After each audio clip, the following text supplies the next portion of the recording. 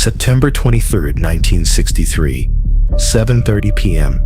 Five of New York's most dangerous men sat around an elegant mahogany table in Bumpy Johnson's private dining room. Crystal glasses, silver cutlery, white tablecloth. It looked like a civilized dinner party among gentlemen. What it actually was: the most diabolical manipulation in criminal history. Vincent the Shark Torrino from the Italian families, Carlos El Jefe Rodriguez from the Spanish Harlem crew, Tommy the Hammer O'Brien from the Irish dockworkers, Anton the Butcher Kozlov from the Russian Syndicate, and Marcus Ice Cold Washington from the rival Black Numbers operation. Five gang bosses who controlled different pieces of New York's underworld. Five men who'd been slowly encroaching on Bumpy's territory for months. Five allies who'd been planning to divide Harlem among themselves.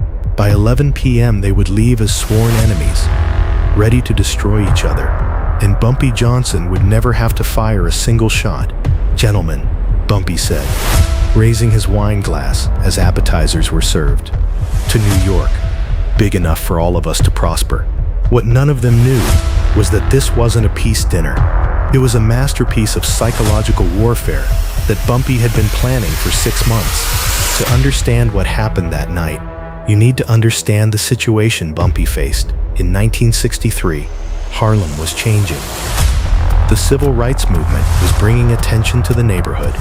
Federal investigators were asking questions, and 5 different criminal organizations were sensing opportunity. The plan was simple: divide Bumpy's territory among themselves. The Italians would take the numbers racket. The Spanish crew would control drug distribution. The Irish would handle labor rackets. The Russians would manage enforcement. The rival black operation would take over legitimate businesses. They'd been meeting secretly for months, planning Bumpy's downfall. But here's what they didn't understand about Bumpy Johnson. He had eyes and ears everywhere. He'd known about their alliance from the very first meeting. Instead of going to war, Bumpy chose to go to dinner. August 15, 1963. Bumpy sent personal invitations to each boss. In the interest of avoiding unnecessary conflict, I propose we discuss territorial arrangements like civilized men. Dinner at my place. September 23rd. Each boss thought Bumpy was surrendering. Each believed they were being invited to negotiate his submission. What they were actually walking into was the most sophisticated trap in criminal history. For 5 weeks, Bumpy studied each man's psychology, their fears, their pride, their weaknesses, their secret resentments toward each other. Vincent Torrino was arrogant, believed Italians were intellectually superior to everyone else. Carlos Rodriguez was paranoid, convinced everyone was plotting against Spanish interests. Tommy O'Brien was hot-tempered, quick to take offense. Anton Kozlov was ruthless, but respected only strength. Marcus Washington was ambitious, harbored deep resentment about being excluded from major decisions. Bumpy's plan? Turn those weaknesses against each other. September 23rd arrived with perfect autumn weather. Bumpy's dining room had been transformed into something from a high-end restaurant. Professional waitstaff, multiple courses planned, wine pairings, the works. At 7:30 sharp, the guests arrived. Each man brought 2 bodyguards, left them in the reception area. The dinner would be principals only. "Vincent, my friend," Bumpy greeted Torrino warmly. "I have to tell you, I've been looking forward to hearing your thoughts on territorial efficiency." Torrino smiled, thinking he was being recognized as the intellectual leader. "Bumpy, I'm glad you're being reasonable about this." As each boss arrived, Bumpy greeted them with subtle flattery, designed to inflate their egos and set expectations. To Rodriguez, "Carlos, nobody understands distribution networks like you do." To O'Brien, "Tommy, I respect a man who speaks his mind directly." To Kozlov, "Anton, your reputation for solving problems precedes you." To Washington, "Marcus, it's time the real decision-makers had an honest conversation." By 8 p.m., all 5 men were seated, relaxed, confident they were negotiating from a position of strength. The first course was served. Light conversation, wine flowing, everyone civilized. Then Bumpy began phase 1. Planting seeds. "Vincent," Bumpy said casually as soup was served, "I heard about your innovative approach to the waterfront situation. Very creative. Though I'm curious, have you cleared that with Tommy's people?" Torrino looked confused. "What waterfront situation?" O'Brien's eyes narrowed. "What's he talking about, Vincent?"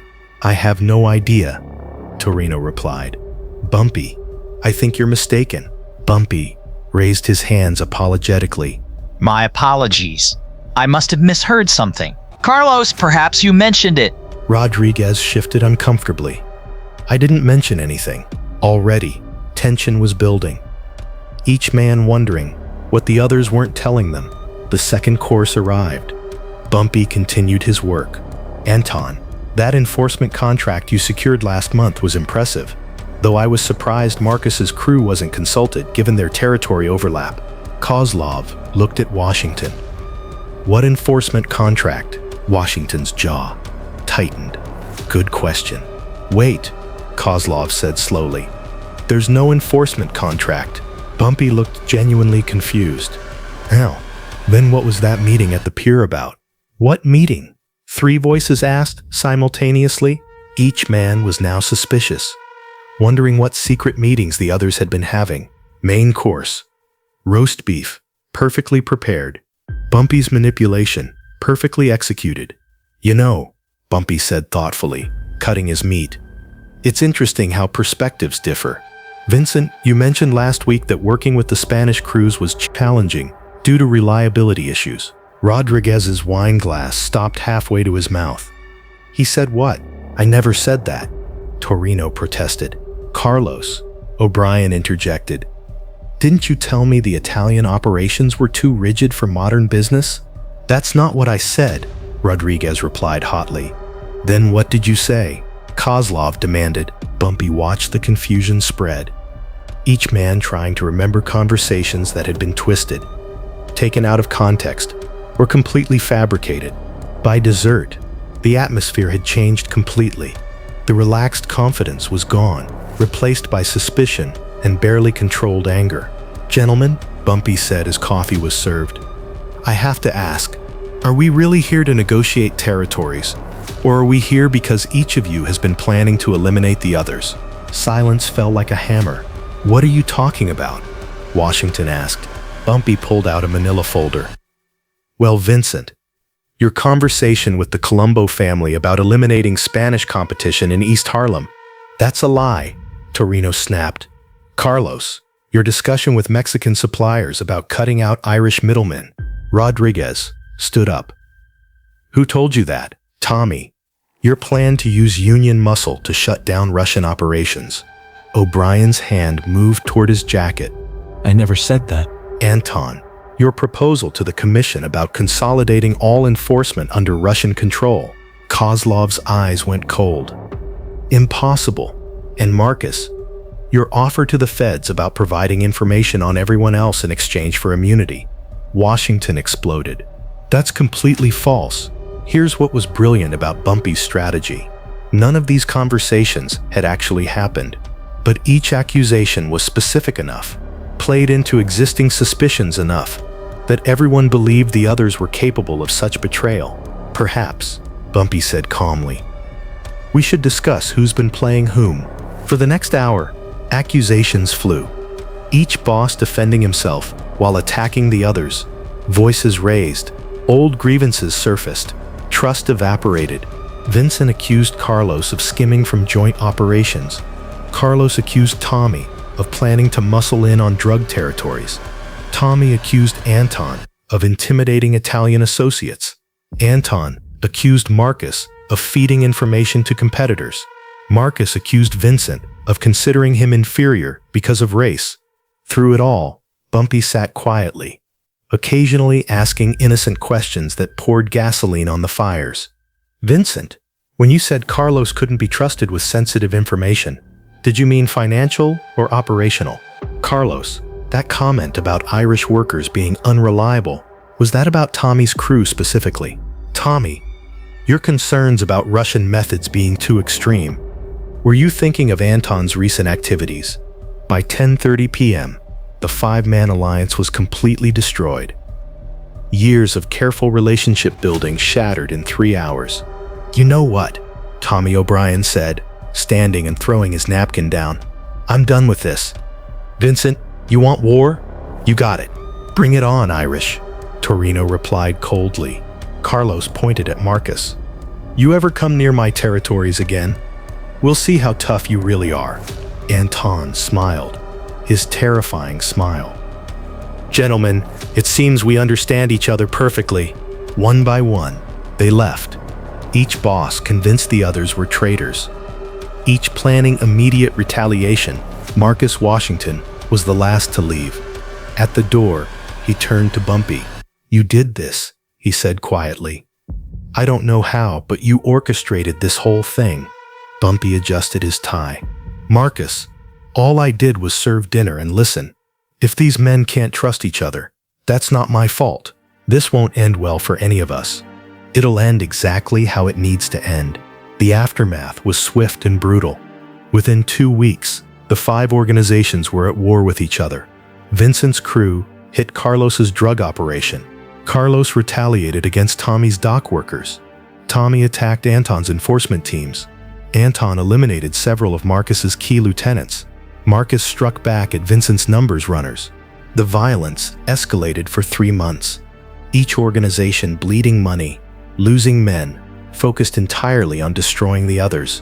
Meanwhile, Bumpy Johnson expanded his operations unopposed, with his 5 biggest rivals fighting each other.